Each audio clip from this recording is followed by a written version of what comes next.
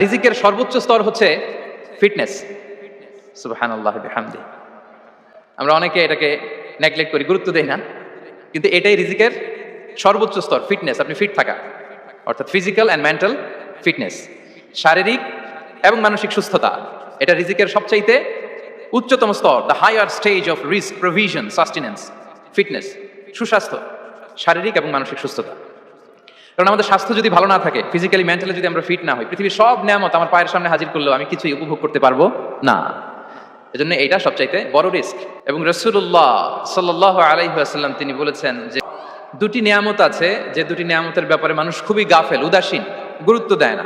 তার মধ্যে একটা হচ্ছে আস-সিহা, সুস্বাস্থ্য, আর একটা হচ্ছে আল ফারাগ, অবসর। আমরা যখন খুব ব্যস্ত হয়ে পড়ি, নাভিশ্বাস, সময় নাই, খুবই রাশিং, তখন বুঝি যে অবসরের কত দাম। আবার আমরা যখন ফিজিক্যালি উইক হয়ে পড়ি, অসুস্থ হয়ে যাই, তখন বুঝি সুস্বাস্থ্যের কত দাম।